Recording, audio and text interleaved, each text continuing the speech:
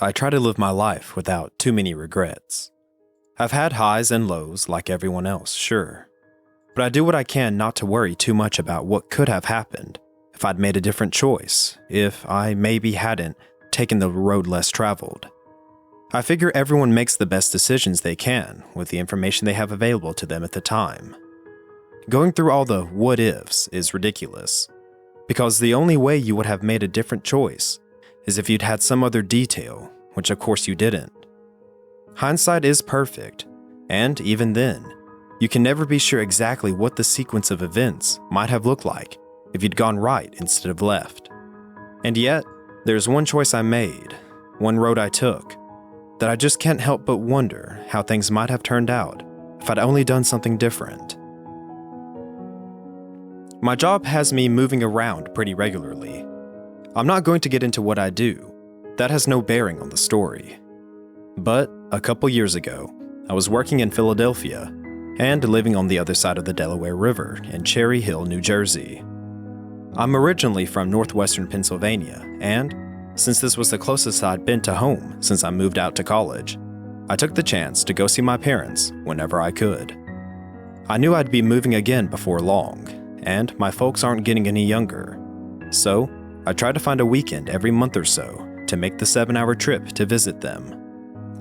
If I'd been thinking about it when I was looking for places to rent, I'd have probably tried to live on the west side of Philadelphia instead of in Jersey to avoid the traffic during rush hour. But by the time I realized it, the lease was signed and there wasn't much I could do. The drive to my hometown was pretty boring, honestly. I'd take the Ben Franklin Bridge across the river, head up I-476 for an hour or so, then a long slog across basically the entire expanse of Pennsylvania on I-80 before another hour north on I-79 to Erie, Pennsylvania, where I'm from. The only variance in the drive was how long it would take me to get through Philly, because once I got on the 476 extension, I could typically predict my ETA within 5 or 10 minutes. My second summer in Jersey, I'd taken 2 weeks off and planned on spending the second week in Erie. Things changed that first Wednesday though, because a big storm blew through and knocked out power in a good part of the area where I was living. Dealing with 90-degree heat with no air conditioning wasn't something I particularly felt like spending the first half of my vacation doing. So, after one uncomfortably sweaty night, I let my parents know I'd be heading over a few days early. In retrospect, I should have left first thing in the morning, but because I had a couple things to take care of before heading out, by the time I finally got on the road that Thursday, it was past lunchtime and getting on toward mid-afternoon. For whatever reason, the traffic in Philly was particularly heavy, and by the time I finally got through town, I was a good hour behind schedule. Still, based on my normal timeline, I figured I'd still be able to make it in early enough time to grab a dinner and beer with my dad and brother before cashing in for the night. Two things I hadn't taken into consideration were the number of other folks that, apparently, had the same idea to get out of town that I did, and the road construction that must have sprung up in the time since my last trip home. The interstate highway system is a heck of a thing. Being able to zip along at 65, 70, or in some remote places like West Texas, even faster than that, makes cross-country automobile travel take a fraction of the hours it would otherwise.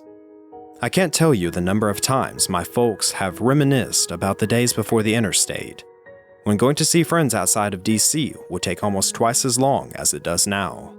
What's truly remarkable to me, though, is that even though the entire system of highways was built start to finish in a mere 35 years, it sure seems like when parts of it go under construction, that they stay that way forever. Traffic was uncharacteristically heavy, but moving, and I was making decent time, until I saw the first orange warning signs letting me know that our 4 lanes were reducing to 3, and then 2, and then 1. Hundreds of cones stretched down the road as far as the eye could see. And see I certainly could as the cars in front of me reached a complete and total standstill.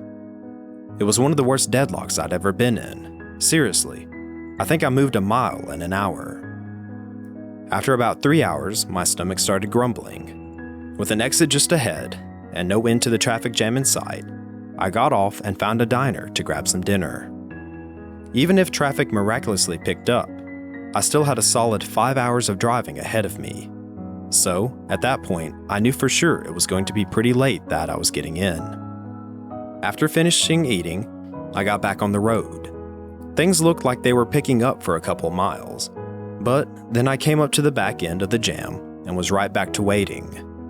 We were moving a little bit better, I think averaging about 5 miles an hour at this point. But as the sun started edging toward the horizon, I pulled out my phone and started to see if Google Maps could clue me in on any kind of workaround. It's a funny thing about human nature. Most of us don't like to sit still. Studies at airports showed people would rather walk farther to baggage claim to get their luggage, even if the total time would have been less if they had a slightly longer wait at planeside. Well, the power of the internet appeared to be in my favor. Though I-80 still showed as a dark red band for another 50 miles or so, there was a southbound county road coming up in a few miles, and a northbound a couple after that, either of which looked like they'd let me bypass the worst of the traffic. Since I'd spent the better part of the day sitting on the road, my patience was about worn out, and I opted to take the southbound road, even though the app told me it would ultimately take about 30 minutes longer to get to my parents' house. I just wanted to get moving again, and reasoned at this rate, it might take me more than the 30-minute difference to get to the northbound route anyway. And that is a choice that will haunt me until the day I die. I made the turnoff and immediately felt my mood improve. The signs alternated limiting my speed between 35 and 40 miles an hour. But even that seemed like flying compared to the logjam I spent the last several hours in. The drive was interesting. The road started a little twisty, with plenty of elevation changes as it curved up and around the hills of central Pennsylvania. It took me on a general southwest diagonal, but turned and doubled back on itself enough for that first 30 minutes or so, I got regular views of the stalled traffic on I-80. Pretty soon after that though, just about the time that the sun was just dipping down beneath a couple of the hills in my rearview mirror, the road took a long curving track and carried me down and away out of sight of the interstate. Now, something that a lot of people don't realize is how big of a state Pennsylvania is. Sure, there are plenty of bigger ones, but Pennsylvania is deceptively big, and it is remote, isolated. Hell, the translation of the name means Penn's Woods after all. The Blair Witch Project didn't have to embellish that aspect of the state. The fact that you could head into the woods and walk for dozens of miles in any direction without seeing anything like another human being. It's got a decent number of big cities. Pittsburgh and Philly both have enough of a population to support major sports teams. But away from those centers of development, the Harrisburgs and the Pottsvilles and the Scrantons and what have you, there's a whole lot of nothing. Nothing and trees, and dark and lonely road. Such was the road I was traveling that night, winding through the twists and turns of the Appalachian foothills. I've moved around a lot, I mentioned, traveled through most of the continental states anyway. I sometimes used to wonder when I'd be driving along a patch of asphalt, surrounded by only untamed wilderness, what it must have been like to construct such a road. What had it been like before men had intruded with our civilization and our machines? What had lived there? I don't wonder anymore. Not since that night when I went left instead of right. The way continued to twist back and forth, up and down. As I wound deeper into the foothills, the trees grew thicker, branches from either side of the road reaching over and almost touching, forming a natural canopy 20 feet up that blocked out much of my view of the sky and the stars above. I drove with my high beams on, because the idea of streetlights had never entered the minds of whoever built this road. The painted lines were old and not well cared for, and I found myself gradually straddling the faded double yellow partition, running down the middle of the two lanes to keep some distance between myself and the trees that increasingly encroached the pavement's edge. I've never been a particularly good navigator. My parents used to say it was because I spent my childhood with my nose pushed into a book during car rides. But I personally just think it's because I'm bad at it. So it was that, despite there was no possible way I could be lost, as there was no other roads that I could have possibly turned onto and gotten off track. that I more and more frequently found myself checking my phone to ensure I was still on the right path, which is how I almost ran into the other car. My mind was wandering, thinking about the fact that my signal bars had dropped and remained at 0 for the last 20 minutes, and what possible implications that would mean if I should have some kind of emergency. I raised my eyes back to the road after Google Maps confirmed, for probably the 20th time, I was still good on my route choice, and after my brain took a beat to process what I was rapidly approaching, was a vehicle stopped in the middle of the lane. Slammed my foot on the brake. I stopped in time, but not by much, with maybe 5 feet separating my hood from the other car's rear bumper. My heart was pounding in my chest as adrenaline coursed through my body, but my fear quickly gave way to anger. Seriously, what the hell was this guy doing? Not only was he stopped in the middle of the road, but all his lights were off. If I hadn't had my high beams on, there was a good chance I wouldn't have seen him before I was practically on top of him, even if I hadn't been checking my phone. I could feel my pulse beating in the vein on the side of my neck. I'm not somebody particularly quick to road rage, and after a couple quick breaths, I managed to get a hold of myself. Not wanting to outright alarm anyone that might still be in the vehicle, I shifted into reverse and backed up about 20 feet, popping my hazards on. That's when I started noticing a few odd things about the stopped car. More than just the fact that the lights were out. Of course, it was halted directly in the middle of the road, but that wasn't unreasonable, since there wasn't any shoulder to speak of that the driver could have moved it over to. The strange thing, though, was that all the doors were open, those on the driver's side even crossing over slightly into the oncoming lane. And on further observation, I saw an item dropped out onto the road by the rear driver's side door, something that appeared to be a child's stuffed animal.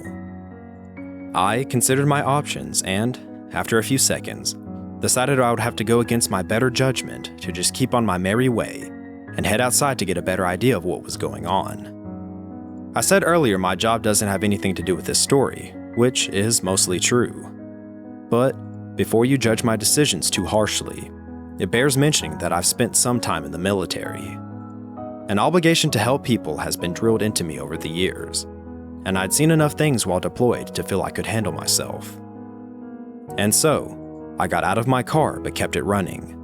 I popped the trunk to grab the flashlight I keep there and left my headlights on so I could see what I was doing. I looked up and down the road, hoping to spy signs of other cars approaching, but no luck. "Hello?" I called up to the other car as I cautiously started my approach, circling around to the left toward the middle of the road so I'd be able to get a look inside before I got too close. "Anyone there?" No answer. The beams from my headlights helped some, but there was enough shadows to still obscure the car's interior. Shining my flashlight, though, easily determined that no one was inside. I moved closer, stooping down by the rear door to pick up the fallen object off the ground. It was a child's toy, just as I had suspected, a stuffed rabbit with well-worn patches showing signs of frequent love. I frowned. If the folks traveling in the car had hitched a ride with a passerby, they would have taken the rabbit, or the kid would have thrown a conniption. I shut the rear door and moved up to the front. I put my hand on the hood and found it was still warm to the touch. That meant it couldn't have been here terribly long. I slid into the driver's seat to try and figure out if there was some kind of mechanical issue that would have forced the car to stop, and was startled to find a set of keys still dangling from the ignition. Pressing the brake, I turned the key and the engine started right up, headlights and the dome light in the roof springing to life. Fuel, oil, temperature, battery, all the gauges looked good, not even a check engine light. Curiouser and curiouser. Then, I saw the purse in the passenger seat. I picked it up, a normal brown shoulder bag, and briefly rummaged around before finding a wallet inside. Everything appeared to be intact, about $40 in cash, a couple credit cards, gym membership, Sam's Club card. The driver's license named the owner as Mary Walker, a pretty blonde that had just turned 30 the month before. A couple pictures showed Mary in staged poses, sitting on a blanket under a tree whose leaves were turned red and yellow, captured in the thrall of autumn. A huge bearded lumberjack of a man hugged her from behind, a small ponytail girl with a goofy, over-exaggerated smile on her lap. I felt the hairs on the back of my neck stand up, a shiver running down to the base of my spine. Something was very wrong with this situation. I put everything back in the purse and returned it to the seat, turned off the car and got out. Shutting the driver's door behind me, I pulled my phone out of my pocket and dialed 911, holding it over my head to try and get a connection with no luck. Cursing softly, I jammed the red end call button and moved around to the passenger side of the car. I played my flashlight around and noticed that some of the foliage at the edge of the road was bent and trampled, like someone had walked through it. I didn't have enough woodcraft to be able to judge how long ago they might have passed, but even then, I couldn't imagine any scenario for why they would have gone wandering. Shining my light into the woods, the beam only extended maybe 30 feet through the trees before being effectively swallowed by the gritty blackness. Looking at the flattened foliage, at the stuffed rabbit in my hand, then at that dark trees crowding maliciously, my thoughts teetered back and forth between what I should do. I made up my mind. I've been trained to help people. It was hardwired into my system. There was a child somewhere in the woods. I raised my foot to take a step onto the beaten path, and that's when a white flicker of movement entered the very edge of my flashlight beam. It was Mary Walker. She was naked and walking stiffly, unnaturally, her arms swaying out of sync with the rest of her body, like a marionette manipulated by an inexperienced puppeteer. "Hello?" her voice called out. "Anyone there?" More shapes came into view behind her, shambling along. Here, the bearded man who must be Mary's husband. There, her little daughter, owner of the well-loved rabbit. Both naked, both moving as oddly as their wife and mother. And now I could tell there was more. Many more, their forms indistinct out of the direct light. But so many they caused the darkness to pitch and swell with their odd, staggering passage. Their voices a chorus. "Hello?" they called. "Anyone there?" Parroting back the questions I'd asked only a few short minutes ago when I had approached the abandoned car. I took a stumbling step back, away from the woods and the approaching automatons, tripping into the Walker's car. Catching my balance, I involuntarily shone my light up into the pitch recesses of the branches and, in doing so, could just make out, barely, a sort of darkness crouched hidden in the upper limits. A void even darker than the trees. Was it my imagination? Those lines of pure blackness that extended from the concealed mass and seemed to pierce the flesh of Mary Walker and her kin, and the countless other shapes moving in concert with them. "Hello? Anyone there?" I sprinted then, back to my car, engine mercifully still running, headlights and hazards flashing welcomingly. "Hello?" I shifted to reverse, miraculously keeping enough of my head to avoid running off the road as I completed a 3-point turn. "Anyone there?" I chanced a glance in my rearview mirror. The pale form of Mary Walker stood halted just at the edge of the forest where the trees met the road. One hand was raised, beckoning me to return, or perhaps waving goodbye, her face a mask of confused sadness. I pressed the gas and drove back the way I came. I did not look back again. The rest of the trip was a fog. At some point after I made it back to the interstate, I called my parents, let them know I wouldn't be getting in until late. I drove on autopilot, the traffic jam having cleared while I was off. I thought about calling 911, but didn't. What would I have told them, and to what end? There was no one left to be helped. I try not to go through life with too many regrets, wondering about what-ifs. But this choice. What if I had left earlier in the day? What if I hadn't stopped for dinner? Maybe I would have still gone left.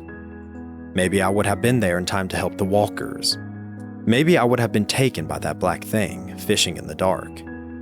What if I had gone right? Would I still be ignorantly going through life, unknowing there are other things out there? I try not to think of it too often, but every now and then my thoughts turn to the stuffed rabbit. It wasn't until I reached my parents' house that night that I realized I still had it clutched in my hand. I used to wonder, before men brought our roads and civilization, what was the wilderness like? What lived there? I don't wonder anymore. I can't afford to, at least if I don't want to wake up screaming. And No matter how bad the traffic, I always stick to the interstate.